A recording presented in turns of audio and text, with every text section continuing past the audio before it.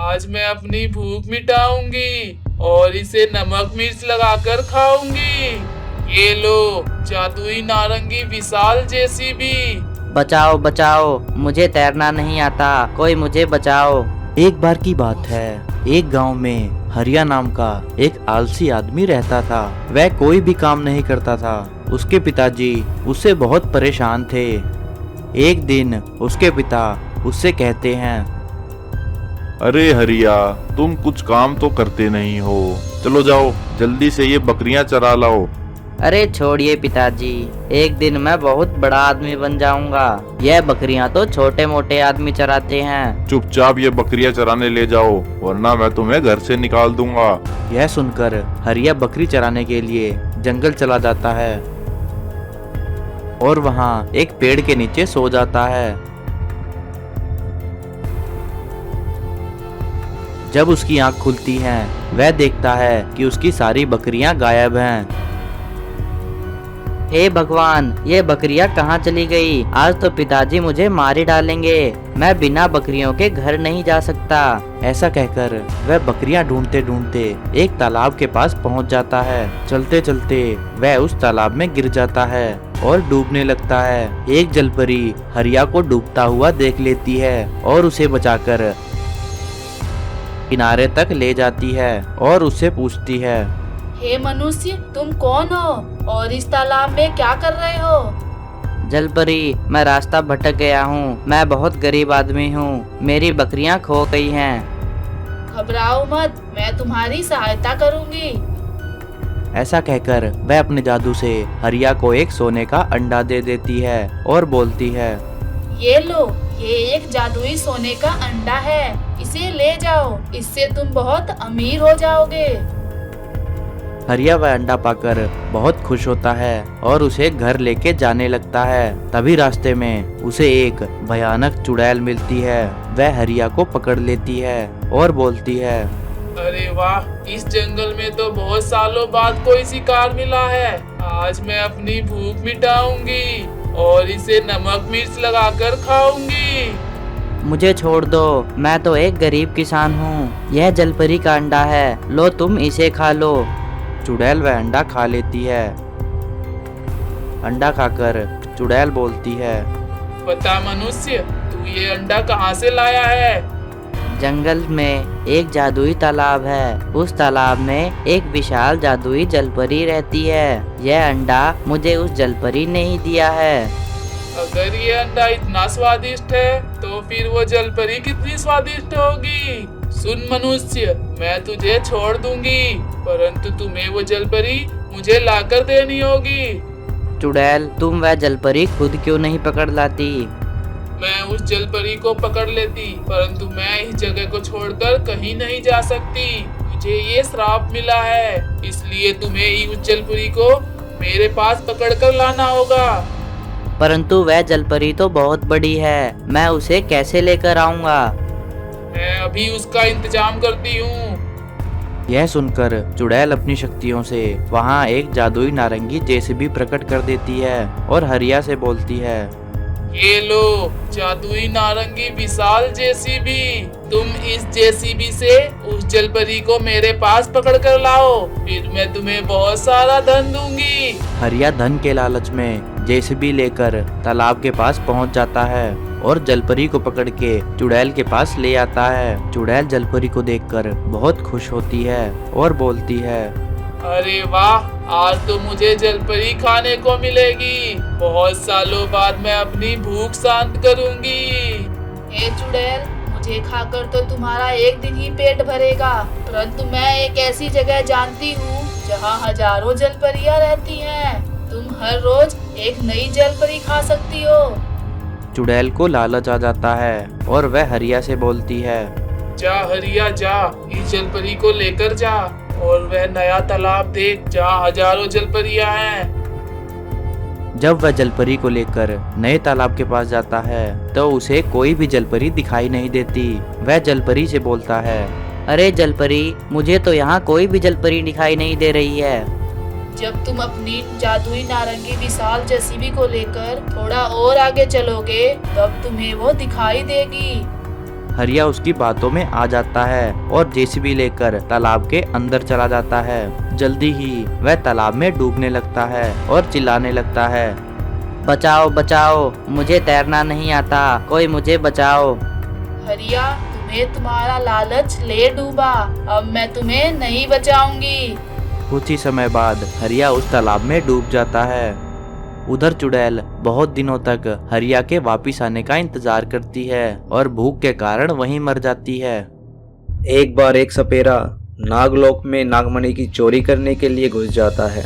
वह अपनी बीन की धुन से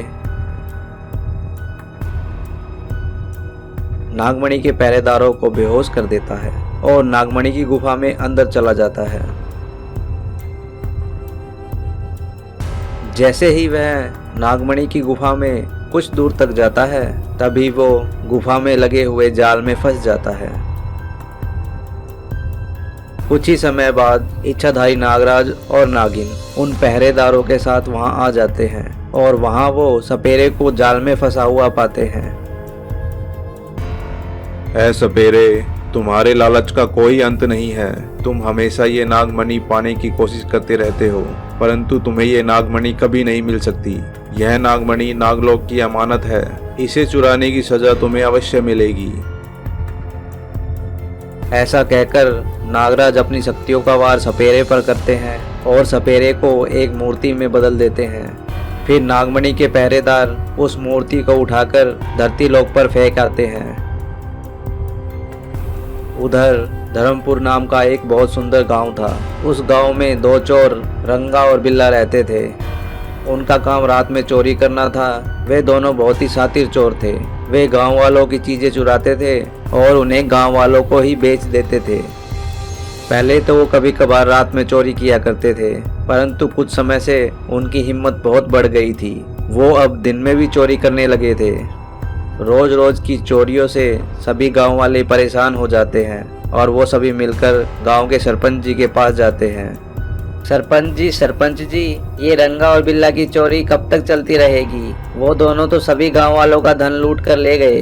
पहले तो वो सिर्फ रात में चोरियां करते थे, परंतु अब वो दिन में भी डाका डालने लगे हैं। और तो और वो गांव वालों से चोरी करके सारा सामान गांव वालों को ही बेच देते हैं। अब आप ही कुछ कीजिए सरपंच जी, हम तो उनसे बहुत परेशान हो गए हैं। गांव वालों, मैं आप सबकी बात से सहमत हूँ, इसीलिए मैंने इसका एक इंतजाम सोच लिया है। ये देखो, मैं एक कुत्ता लेकर आया हूँ जो रात में गांव वालों की रखवाली करेगा, और जैसे ही वे लोग गांव में चोरी करने के लिए आएंगे, यह रात में शोर मचाकर हमें बता देगा और हम उन्हें रंगे हाथ पकड़ लेंगे। इस तरह सरपंच जी उस कुत्ते को गांव की रखवाली के लिए लगा देते हैं। रात में जैसे ही रंगा और बिल्ला चोरी करने के लिए आते हैं, तभी मुखिया का कुत्ता शोर मचा देता है।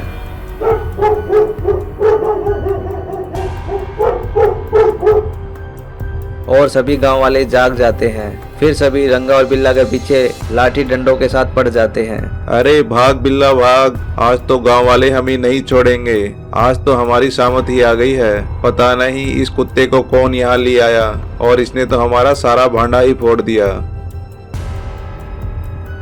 हाँ रंगा भाई, इस कुत्ते ने तो हमारा भेद खोल दिया। अब तो यहाँ से भागने में ही भलाई है। भागो यहाँ से जान बचाकर, नहीं तो ये लोग हमें लाठी डंडों से मार डालेंगे। वे दोनों भागते भागते जंगल में बहुत अंदर तक घुस जाते हैं। फिर उन्हें एहसास होता है कि गांव वाले तो बहुत पीछे छूट गए हैं और वो दोनों जंगल में बहुत अंदर तक आ गए हैं। फिर वो दोनों थक हार कर एक पेड़ के नीचे बैठ जाते हैं। अभी वो देखते हैं कि वहाँ एक मूर्ति पड़ी है। वो दोनों उस मूर्ति को देखकर बहुत खुश होते हैं। अरे रंगा भाई, हमारी किस्मत इतनी भी खराब नहीं है। ये देखो, ये तो बहुत पुरानी मूर्ति लगती है। चलो इस मूर्ति को लेकर चलते हैं और इसे बेचकर हम अमीर हो जाएंगे और कई महीनों तक हमें गांव में चोरी करने की जरूरत नहीं पड़ेगी। ऐसा कहकर जैसे ही वे उस मूर्ति को उठाते हैं, तभी वहाँ एक जादू होता है और सपेरा उस मूर्ति से आजाद हो जाता है। उसे देखकर वो दोनों चोर बहुत डर जाते हैं और फिर वहाँ से भागने लगते हैं। भूत भूत, भागो यहाँ से, भूत भूत। अरे मेरे भाइयों, भागो मत। मैं तो तुमसे बहुत खुश हूँ। तुमने मुझे इस मूर्ति से आजाद कर दिया है। मांगो, तुम क्या मांगना चाहते हो? अगर तुम हमसे इतना ही खुश हो तो हमें बहुत सारा धन क्यों नहीं दे देते? मेरे पास इतना धन तो नहीं है, परंतु मैं एक जगह जानता हूँ जहाँ तुम्हें बहुत सारा धन मिल सकता है। मैं तुम्हें वो सारा धन दिलवा सकता हूँ, परंतु जैसा मैं कहूँ वैसा ही तुम्हें करना होगा। रंगा और बिल्ला सपेरे की चिकनी चुपड़ी बातों में आ जाते हैं और वो दोनों उसे हाँ कर देते हैं। फिर सपेरा रंगा और बिल्ला को लेकर नागलोक में जाता है और वहां जाकर अपनी बीन बजाने लगता है।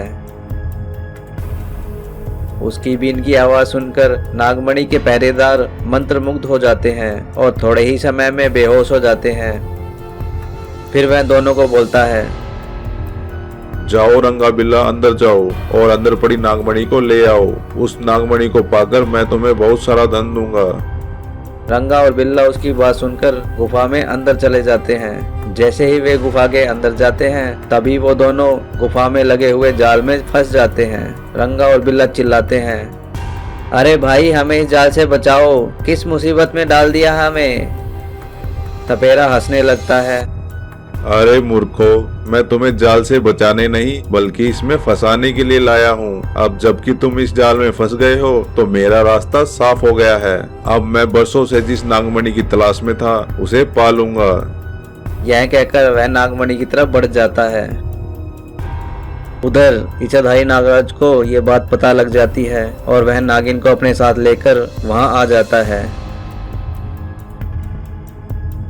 जैसे ही सपेरा नागमणि को हाथ लगाने लगता है तभी नागराज उससे बोलता है, हे दुष्ट, रुक जा। उस नागमणि को हाथ लगाने की तेरी हिम्मत कैसे हुई? ऐसा कहकर वह अपनी शक्तियों का वार सपेरे पर करता है, परंतु सपेरा वहीं अपनी बीन बजाने लगता है। नागराज बीन की आवाज सुनकर बहुत ही मंत्रमुग्ध हो जाता है। जल्दी ही सपेरा इच्छाधारी नागिन और नागराज को अपने बस में कर लेता है। फिर वो दोनों चुपके से जाते हैं और सपेरे की बीन को तोड़ देते हैं। सपेरे की बीन टूटते ही इच्छाधारी नागराज, नागिन और सभी पहरेदार उसकी कैद से आजाद हो जाते हैं। फिर नागराज अपनी शक्तियों से सपेरे को वहीं कैद कर देता है। रंगा और बिल्ला नागराज से अपनी गलतियों की माफी मांगते हैं। नागराज उन दोनों को बहुत सारा धन देकर पृथ्वीलोक भेज देता है और उनसे यह वचन लेता है कि वह फिर कभी चोरी नहीं करेंगे।